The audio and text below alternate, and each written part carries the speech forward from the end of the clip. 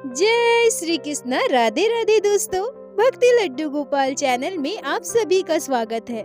सनातन धर्म में गाय को माता का स्थान दिया गया है। हमारे भगवान श्री कृष्ण गौ माता से कितना प्रेम करते थे यह हम सभी को पता है। जिनके घर भी लड्डू गोपाल विराजित होते हैं वो अपने बाल गोपाल के पास गौ माता के साथ एक बछड़े का मूर्ति अवश्य रखते हैं। अगर आपको भगवान श्री कृष्ण का प्रेम चाहिए तो आपको गौ माता से प्रेम करना होगा। आज मैं आप सभी को लड्डू गोपाल की एक और ऐसी सत्य लीला कथा सुनाऊंगी जिसे सुनकर आप सभी का हृदय बाल गोपाल के प्रेम से भर जाएगा। सनातन धर्म की पवित्रता, गौ माता की सेवा और हमारे लड्डू गोपाल का गौ माता के प्रति प्रेम इस लीला कथा के जरिए आप सभी समझ पाओगे। आज की यह लीला कथा सुनकर आप भक्तों को एक महत्वपूर्ण सीख मिलेगी। आशा करती हूँ यह आपकी भक्ति के मार्ग को और भी सुलभ बनाने में आप सभी का मार्गदर्शन करेगी, जिससे आप सभी अपने लड्डू गोपाल की सेवा पूर्ण समर्पित भाव से कर सकेंगे, अपने लड्डू गोपाल को समझ सकेंगे, उनसे आपका जुड़ाव गहरा होगा। दोस्तों, वीडियो को पूरा अवश्य देखिएगा। आशा करती हूँ आज की यह लीला कथा आपके हृदय को स्पर्श करेगी। दोस्तों, आज की यह कथा हमारे साथ शेयर की है झांसी में रहने वाली अन्नू देवी जी ने। अन्नू जी हमसे कहती हैं कि मेरे मायके में हम 3 भाई बहन और मेरे मम्मी पापा थे। मेरी मम्मी भोलेनाथ की अनन्य भक्त थी। हमारे घर में पूजा पाठ होता था। प्रत्येक सोमवार मेरी मम्मी मंदिर जाया करती थी, भोले बाबा पर जल चढ़ाया करती थी। पर हमारे घर लड्डू गोपाल की सेवा नहीं होती थी। न हमने कभी लड्डू गोपाल की सेवा के बारे में सोचा कि हम भी कभी लड्डू गोपाल की सेवा करेंगे। पर जब मैं कक्षा 7 में थी तब मेरे पापा ने मेरी कोचिंग दूसरी जगह पर लगाई। मैं वहाँ पढ़ने जाने लगी। वहीं मेरी मुलाकात प्रगति से हुई। धीरे धीरे प्रगति और मैं बहुत अच्छे दोस्त बन गए। हम दोनों का एक दूसरे के घर आना जाना होने लगा। मैंने पहली बार लड्डू गोपाल की सेवा प्रगति के घर देखी थी। बाल गोपाल मुझे बहुत अच्छे लगते थे। लड्डू गोपाल का सुंदर स्वरूप मुझे उनकी ओर आकर्षित करता था। प्रगति मुझसे हमेशा अपने लड्डू गोपाल के बारे में बताया करती थी। वो कहती थी कि हमने लड्डू गोपाल के लिए नया पोशाक लिया है, हमने ये खिलौना लिया है, हमने ये ज्वेलरी ली है। हम अपने लड्डू गोपाल की सेवा ऐसे करते हैं। हम ये सारी चीजें अपने लड्डू गोपाल के साथ करते हैं। प्रगति अपने बाल गोपाल की हर एक बात मुझे बताया करती थी। जब मैं उसके घर जाती थी तो प्रगति लड्डू गोपाल के पोशाक, उनकी ज्वेलरी, उनके खिलौने भी मुझे दिखाया करती थी। धीरे धीरे मेरे मन में भी यह इच्छा आई कि मैं भी अपने घर लड्डू गोपाल को लेकर आऊंगी और बिल्कुल प्रगति की तरह ही उनकी सेवा करूंगी। यह बात मैंने अपनी मम्मी से कही, पर मेरी मम्मी ने यह कहकर मुझे मना कर दिया कि नहीं, तुम अभी लड्डू गोपाल की सेवा नहीं कर सकती। अभी तुम स्कूल में पढ़ती हो, तुमको स्कूल जाना है, पढ़ाई करनी है, तुम सब कुछ कैसे कर पाओगी? और अभी अगर मैं लड्डू गोपाल की सेवा कर भी दूं, तो पता नहीं तुमको कैसा ससुराल मिलेगा, तुम्हारे ससुराल वाले कैसे होंगे, क्या वो तुम्हें लड्डू गोपाल की सेवा करने देंगे? और लड्डू गोपाल की सेवा ऐसे ही नहीं होती। एक बार अगर तुम उन्हें हमारे घर लेकर आओगी तो तुम्हें हमेशा उनकी सेवा करनी पड़ेगी। अन्नू जी कहती हैं कि मेरी मम्मी की बात सुनकर मैं बहुत उदास हो गई। मेरा मन बहुत दुखी हो गया था। मैंने मन ही मन सोचा कि कोई बात नहीं, अगर लड्डू गोपाल की इच्छा होगी तो शादी के बाद मैं उनकी सेवा जरूर करूंगी। ऐसे ही वर्षों बीत गए, पर अभी लड्डू गोपाल की सेवा की बात मेरे दिमाग से नहीं गई थी। मेरी पढ़ाई पूरी हुई, उसके बाद मेरी शादी की बात चलने लगी। मैं मन ही मन यह सोचने लगी कि अब तो मेरी शादी हो जाएगी, क्या मेरे ससुराल वाले मुझे लड्डू गोपाल की सेवा की अनुमति देंगे? काश मेरी शादी ऐसे परिवार में हो जहां मुझे लड्डू गोपाल की सेवा की इजाजत मिल जाए। मेरे लड्डू गोपाल मुझ पर बस इतनी कृपा कर दे। पर वो कहते हैं ना दोस्तों, अगर सच्चे दिल से, सच्चे मन से आप अपने ठाकुर जी से प्रार्थना करोगे तो हमारे ठाकुर जी आपकी मनोकामना जरूर पूर्ण करेंगे।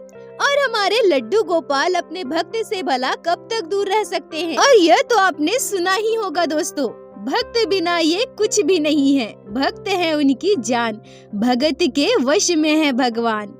अन्नू जी कहती हैं कि मेरी शादी हुई। शादी के बाद मैंने अपनी सासू माँ से लड्डू गोपाल की सेवा की बात की और ठाकुर जी की कृपा से मेरी सासू माँ लड्डू गोपाल को हमारे घर लाने की बात मान गई। मेरी सासू माँ दिल की बहुत अच्छी थी। उनकी एकमात्र संतान मेरे हस्बैंड थे। उनकी कोई बेटी भी नहीं थी, इसलिए वो मुझे बिल्कुल अपनी बेटी की तरह मानती थी और बहुत प्यार करती थी। मेरी सासू माँ ने मुझे अनुमति दे दी। फिर मैं अपने सासू माँ के साथ बाजार जाकर एक प्यारे से लड्डू गोपाल को हमारे घर लेकर आई और उसी दिन से हमारे घर बाल गोपाल की सेवा होने लगी। मैं और मेरी सासू माँ दोनों मिलकर लड्डू गोपाल की सेवा किया करते थे। मेरे ससुर जी बैंक में जॉब करते थे, पर मेरी शादी के 2 महीने बाद ही वो रिटायर्ड हो गए और अब वो घर पर ही रहा करते थे। मेरे हस्बैंड सरकारी स्कूल में शिक्षक थे। लड्डू गोपाल की कृपा से मेरी शादी के 1.5 साल के बाद मेरे बेटे का जन्म हुआ और उसके 3 साल के बाद मेरी बेटी का जन्म हुआ। ठाकुर जी की कृपा से अब मुझे 2 संतान हैं। हमारा जीवन बहुत खुशहाल चल रहा था, पर इसी बीच हमारे जीवन में एक बहुत बड़ी दुर्घटना घटी। ऐसा लगा मानो हमारे सर से किसी ने छत छीन लिया हो। मेरी सासू माँ की तबीयत बिगड़ी और कुछ ही दिनों में वो हम सभी को छोड़कर चली गई। मेरी सासू माँ के जाने के बाद मैं बहुत टूट चुकी थी, क्योंकि वो मुझे बिल्कुल मेरी माँ की तरह प्यार करती थी। मेरी सासू माँ के रहते मुझे घर की किसी जिम्मेदारी का एहसास तक नहीं था। सब कुछ मेरी सासू माँ ही संभालती थी, पर अब उनके जाने के बाद अचानक से पूरे घर की जिम्मेदारी मुझ पर आ गई। मैं खुद को बहुत अकेला महसूस करती थी। इधर मेरी सासू माँ के जाने के बाद मेरे ससुर जी भी बीमार पड़ गए थे। उनकी तबीयत भी ठीक नहीं रहती थी। मेरे हस्बैंड भी बहुत उदास हो गए थे, क्योंकि मेरी सासू माँ मेरे हस्बैंड और मेरे ससुर जी से बहुत प्यार करते थे। पर होने को भला कौन टाल सकता है। एक न एक दिन इस संसार को छोड़कर हम सभी को जाना है, और किसी के चले जाने से दुनिया तो नहीं रुकती। जो इंसान पीछे छूट जाता है उसे अपने सारे कर्तव्य निभाने ही पड़ते हैं, और भगवान सभी को हौसला भी दे देते हैं, हिम्मत भी दे देते हैं। धीरे धीरे हम सभी ने खुद को संभाल लिया था। मेरे ससुर जी भी अब धीरे धीरे करके खुद को संभाल रहे थे। अब वो घर से बाहर इधर उधर घूमने जाया करते थे। शाम को हमारे घर के बाहर अपने दोस्तों के साथ घंटों बैठा करते थे और मेरे बच्चों के साथ खेला भी करते थे। अब मुझ पर भी घर की पूरी जिम्मेदारी आ गई थी, इसलिए अब मैं भी घर के काम, लड्डू गोपाल की सेवा और बच्चों को संभालने में व्यस्त रहा करती थी। अन्नू जी कहती हैं कि एक दिन अचानक से मुझे मेरे ससुर जी की जोर जोर से आवाज आने लगी। ऐसा लग रहा था मानो वो गली में किसी को डांट रहे हैं। मैंने सोचा कि कोई बच्चा होगा, शैतानी कर रहा होगा, उसे ही डांट रहे होंगे। मैंने इस बात पर ज्यादा ध्यान नहीं दिया। अन्नू जी कहती है कि तभी एक दिन बरसात का मौसम था। काफी तेज बारिश हो रही थी, ठंडी हवाएं भी चल रही थी। शाम को जब मैं किचन में बच्चों के लिए कुछ नाश्ता बना रही थी, तभी मुझे किसी गाय के बोलने की आवाज आने लगी। ऐसा लग रहा था मानो वो गाय हमारे घर के दरवाजे पर ही खड़ा हो। मैं बालकनी से जाकर देखती हूँ, एक सफेद रंग की गाय जो बारिश में पूरी तरह से भीग चुकी थी। ऐसा लग रहा था मानो वो ठंड से ठिठुर रही है। वो हमारे गेट के बाहर खड़ी होकर आवाज लगा रही थी। अन्नू जी कहती है कि उस गाय को इस अवस्था में देखकर, ठंड में ठिठुरते हुए देखकर मुझे उस पर बहुत दया आ गई। मैंने सोचा कि सुबह मैंने जो नाश्ते में रोटी बनाई थी वो अभी पड़ी है, क्यों ना मैं 1-2 रोटी जाकर गौ माता को खिलाऊं। पर जैसे ही मैं रोटी लेके किचन से बाहर निकली, तब तक मेरे ससुर जी डंडे से मार मार कर गौ माता को वहाँ से भगा चुके थे। मेरे ससुर जी का ऐसा करना मुझे बिल्कुल भी अच्छा नहीं लगा। मुझे बहुत बुरा लग रहा था। मुझे अफसोस भी हो रहा था। ठंड से ठिठुरते हुए उस गौ माता को मैं 2 रोटी तक नहीं खिला पाई। पर आश्चर्य करने वाली बात तो यह है कि वो अगले दिन फिर से हमारे दरवाजे के बाहर खड़ी होकर आवाज देने लगी। आज मैं जल्दी से हाथ में 2 रोटी लेकर गाय को खिलाने चली गई। जब मैं गौ माता को रोटी खिला रही थी, तब मेरे ससुर जी अपने कमरे से बाहर आए। उन्होंने मुझे रोटी खिलाते हुए देखा, पर उन्होंने मुझे कुछ भी नहीं कहा। वापस अपने कमरे में चले गए।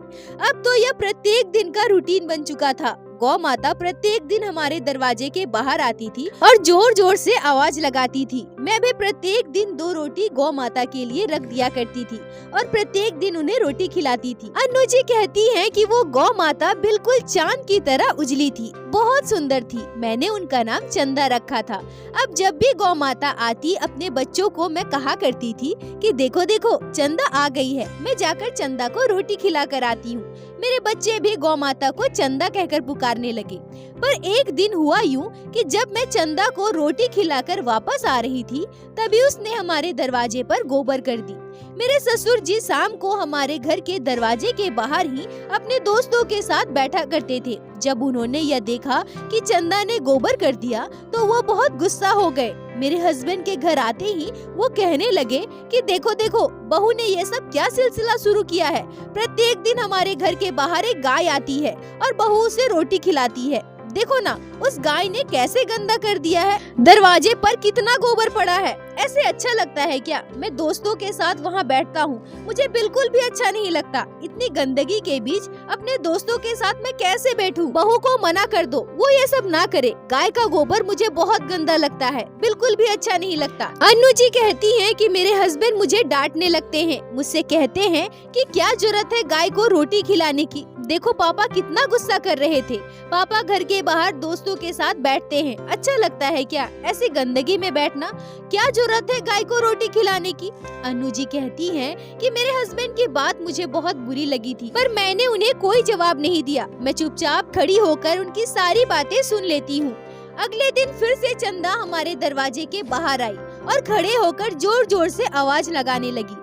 चंदा की आवाज सुनकर मैं खुद को रोक नहीं पाई। मैं 2 रोटी हाथ में लेकर चंदा को खिलाने जाने लगी, पर तभी मेरे ससुर जी चंदा को डंडे से मार मार कर वहाँ से भगा दिए। मेरे ससुर जी का ऐसा करना मुझे बिल्कुल भी अच्छा नहीं लगा। मुझे बहुत दुख हो रहा था। दिन भर मेरे दिमाग में बस यही बात चल रही थी। शाम को जब मेरे हस्बैंड घर वापस आए तब मैंने उनसे कहा कि ऐसा क्या हो गया, अगर मैं गौ माता को 2 रोटी खिला देती हूँ तो इसमें कौन सी बुरी बात है? हम हिंदू हैं। सनातन धर्म में गौ माता की सेवा करना परम धर्म माना गया है।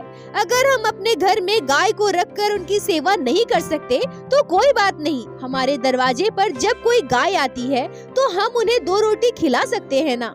अन्नू जी कहती हैं कि अगले दिन फिर से चंदा हमारे दरवाजे पर आई। मैं 2 रोटी ले जाकर चंदा को खिलाई, पर आज फिर से चंदा ने हमारे दरवाजे पर गोबर कर दिया। मैं रोटी खिलाकर जैसे ही घर वापस आई, पर मेरे ससुर जी ने चंदा को बहुत जोर का डंडा मारा। इतना जोर का डंडा मारा कि शायद ही इतना जोर का डंडा कोई सहन कर सकता हो। चंदा जोर से चिल्लाते हुए हमारे दरवाजे से भाग गई और मेरे हस्बैंड भी कहने लगे कि अब तुम गाय को रोटी नहीं खिलाओगी, तुम रोज रोज रोटी खिलाओगी तो वो रोज आ जाएगा और फिर रोज गंदा करेगा। अन्नू जी कहती है कि चंदा ऐसे भूखे ही हमारे दरवाजे से चली गई थी और ऊपर से आज मेरे ससुर जी ने चंदा को बहुत जोर का डंडा मारा था। मुझे बहुत बुरा लग रहा था। आश्चर्य करने वाली बात तो यह है कि प्रत्येक दिन चंदा दोपहर को हमारे घर के बाहर आती थी, पर आज चंदा सुबह सुबह ही हमारे घर के बाहर आ गई और घर के बाहर खड़े होकर जोर जोर से आवाज देने लगी। मैंने सोचा कि अभी मेरे ससुर जी बाथरूम में नहा रहे हैं, तब तक मैं 2 रोटी ले जाकर चंदा को खिला देती हूँ। पर मैं जैसे ही रोटी लेकर किचन से बाहर आई, मैंने देखा कि चंदा वहाँ है ही नहीं। ऐसे ही पूरा दिन बीत गया, चंदा वापस नहीं आई। 1 दिन बीते, 2 दिन बीते, 4 दिन बीते, पूरा सप्ताह बीत चुका था, पर अब तक चंदा हमारे घर के दरवाजे के बाहर नहीं आई थी। चंदा के ना आने से मुझे उसकी बहुत चिंता होने लगी थी। अन्नू जी कहती हैं कि इसी बीच मेरे साथ कुछ अजीब घटनाएं घटने लगी। जब भी मैं लड्डू गोपाल को भोग लगाने जाती थी तो हर बार पता नहीं कैसे मेरे हाथ से भोग की थाली गिर जाती थी। तो कभी दूध का ग्लास गिर जाता था तो कभी पानी का ग्लास गिर जाता था। मुझे बहुत बुरा लगने लगा। मैं सोचने लगी कि लड्डू गोपाल तो मेरे हाथों से कोई भी भोजन स्वीकार नहीं कर रहे हैं। मेरे लड्डू गोपाल भूखे प्यासे बैठे हैं, मैं क्या करूं? मुझे कुछ भी समझ नहीं आ रहा था। तभी मैंने सोचा कि हो सकता है हड़बड़ी में, काम के चक्कर में मेरे हाथ से यह सब गिर जा रहा होगा और मैं फिर इस बात पर ज्यादा ध्यान नहीं देती हूँ, न ही मैंने इस बात को ज्यादा गंभीरता से लिया। अब जब भी मेरे हाथ से भोग की थाली, दूध का ग्लास गिर जाता था, मैं दोबारा भोग की थाली और दूसरा दूध का ग्लास लेकर लड्डू गोपाल को भोग लगाती थी। मेरे लड्डू गोपाल, मेरे बाल गोपाल मुझे क्या कहना चाहते हैं ये तो मैं समझ ही ना पाई। अनु जी कहती हैं कि कुछ दिनों तक यह सिलसिला चलता रहा, पर तभी मेरे साथ एक ऐसी चौंका देने वाली घटना घटी जिसको मैं अपने पूरे जीवन काल में कभी नहीं भूल सकती। मैंने कभी सोचा भी नहीं था कि लड्डू गोपाल मेरे साथ कभी इतनी बड़ी लीला करेंगे। रात को जब मैं सो रही थी तब मैंने एक आश्चर्य करने वाला सपना देखा। मैंने अपने सपने में लड्डू गोपाल के साक्षात दर्शन किए। मैं देख रही थी कि लड्डू गोपाल हमारे घर के सिंहासन पर विराजित है और उससे भी आश्चर्य करने वाली बात जिसे सुनकर आप सभी के रोंगटे खड़े हो जाएंगे, चंदा मेरे लड्डू गोपाल के पास ही बैठी है। मैंने बाल गोपाल को जो भी भोग लगाया था वो सभी गौ माता चंदा खा रही थी। ये अद्भुत नजारा अपने आँखों से देखकर मेरी आंखें नम हो रही थी। तभी अगले ही पल मैं क्या देखती हूँ कि चंदा की पीठ पर एक छोटा सा बच्चा बैठा है। वो बच्चा 3-4 साल का रहा होगा। मैं उस बच्चे को देखते ही समझ जाती हूँ कि ये बच्चा कोई और नहीं, मेरे छोटे से बाल गोपाल, मेरे लड्डू गोपाल है। भगवान श्री कृष्ण के बाल स्वरूप है, क्योंकि उसके माथे पर मोर पंख थे और हाथ में बांसुरी थी। चेहरे पर एक अलग ही चमक थी, इतना मनमोहक स्वरूप कि कोई उनसे अपनी नजरें ही नहीं हटा सकता। तभी वो छोटा सा बच्चा मुझसे कहता है, मैया, ओ मैया, तू प्रत्येक दिन मुझे तो भोग लगाती है, पर चंदा को रोटी क्यों नहीं खिलाती? उसे डंडा क्यों मारती है मैया? मैया, तुझे पता नहीं है तेरे लड्डू गोपाल को गौ माता कितने प्रिय है।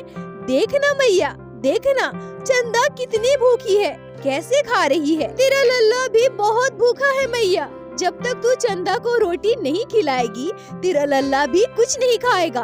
अन्नू जी कहती है कि बाल गोपाल के मुंह से ये बातें सुनते ही अचानक मैं चौंक कर अपने सपने से जाग जाती हूँ। मेरे शरीर से पसीने निकल रहे थे, मेरे हाथ पांव कांप रहे थे, आंखों से आंसू निकल रहे थे।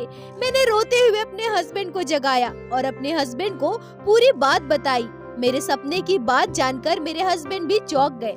अगले दिन मेरे हस्बैंड ने मेरे सपने की पूरी बात मेरे ससुर जी को बताई। मेरे ससुर जी भी लड्डू गोपाल से बहुत प्रेम करते थे। उनके मन में भी लड्डू गोपाल के लिए श्रद्धा भक्ति थी, क्योंकि जब लड्डू गोपाल हमारे घर आए थे और मेरी सासू माँ उनकी सेवा किया करती थी, तो वो मेरे ससुर जी को लड्डू गोपाल की बातें बताया करती थी। सब कुछ सुनकर मेरे ससुर जी को बहुत दुख हुआ और वो खुद चंदा को ढूंढने के लिए निकल पड़े, पर चंदा का कहीं अता पता नहीं था। चंदा हमें नहीं मिल रहे थे।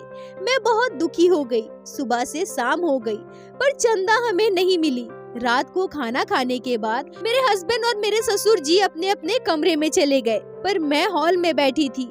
मेरे आंखों से लगातार आंसू आ रहे थे। मैं सोच रही थी कि मेरे लड्डू गोपाल भी तो भूखे होंगे ना। चंदा हमें अभी तक नहीं मिली। मैं चंदा को रोटी नहीं खिलाऊंगी तो मेरे लड्डू गोपाल भी भोग ग्रहण नहीं करेंगे, मेरे बाल गोपाल भूखे होंगे। अन्नू जी कहती हैं कि ये सारी बातें मैं सोच ही रही थी, मेरी आंखों से बस आंसू निकल रहे थे। तभी एक आश्चर्य करने वाली घटना घटी। मुझे अचानक से चंदा की आवाज सुनाई दी। मैं दौड़कर बालकनी में गई और बालकनी में जाकर जो मैं देखती हूँ, उसे देखकर मुझे मेरे आंखों में यकीन नहीं हो रहा था। चंदा हमारे दरवाजे पर खड़ी थी। चंदा की आवाज सुनकर मेरे ससुर जी और मेरे हस्बैंड भी कमरे से बाहर आए। मैं दौड़कर जाकर चंदा को रोटी खिलाती हूँ। उसके बाद मैं तुरंत अपने बाल गोपाल को दूध का भोग लगाती हूँ। मुझे अब इस बात की संतुष्टि थी कि मेरे लड्डू गोपाल ने भी भोग ग्रहण कर लिया है। उस दिन से मैं प्रत्येक दिन चंदा को रोटी खिलाया करती थी, पर अभी कुछ ही दिनों पहले चंदा की तबीयत थोड़ी खराब हो गई है। मेरे ससुर जी ने चंदा को गौशाला भिजवा दिया है, जिससे चंदा की सेवा वहाँ अच्छे से हो पाए। अब हम अपने सामर्थ्य अनुसार प्रत्येक महीने चंदा के लिए गौशाला में कुछ पैसे भिजवा देते हैं। हमारे घर के बाहर अब कोई भी गाय आए, हम उन्हें रोटी जरूर खिलाते हैं। हम तीर्थ स्थान पर भी जाते हैं और वहाँ हमें घूमते हुए गाय मिल जाए तो हम उन गायों को बिस्किट या केला या फिर जो हमारे पास होता है हम वो जरूर खिलाते हैं। गौशाला में भी हम दान देते हैं। हमें पता है कि हमारे घर पर छोटे से लड्डू गोपाल विराजित है और बाल गोपाल तभी प्रसन्न होंगे अगर हम उनके अति प्रिय गौ माता की सेवा करें। अन्नू जी, आपका बहुत बहुत धन्यवाद जो आपने लड्डू गोपाल की ये हृदय स्पर्श करने वाली अद्भुत लीला कथा हमारे साथ शेयर की, जिसे मैं हमारे चैनल के माध्यम से बाकी सारे भक्तों तक पहुंचा सकी। अपना साथ और प्यार ऐसे ही बनाए रखें। और दोस्तों, मेरे साथ एक बार प्रेम से कहें, बोलो बाके बिहारी लाल की जय, लड्डू गोपाल की जय, जय जय श्री राधे। दोस्तों, यदि आप लोगों को आज की यह लीला कथा अच्छी लगी हो, आपके हृदय को स्पर्श की हो, तो कृपया वीडियो को लाइक करके अपने दोस्तों के साथ शेयर अवश्य करें, जिससे बाकी भक्त भी लड्डू गोपाल की इस अद्भुत लीला कथा को श्रवण कर सके। और हमारे चैनल को सब्सक्राइब करें, जिससे प्रतिदिन आप लोग हमारे चैनल पे श्री बाके बिहारी श्री लड्डू गोपाल की लीला कथा सुन सके। दोस्तों, यदि आपके जीवन में घटी हो कोई भी चमत्कारी घटना या लड्डू गोपाल ने कभी भी की हो कोई भी लीला जिसे आप हम सभी के साथ शेयर करना चाहते हैं, तो कृपया हमें इंस्टाग्राम पे मैसेज करें। हम आपसे कांटेक्ट करेंगे और आपकी उस लीला कथा को हमारे चैनल पे बाकी सारे भक्तों के साथ शेयर अवश्य करेंगे। लड्डू गोपाल की कृपा आप पर और आपके पूरे परिवार पर बनी रहे। राधे राधे दोस्तों।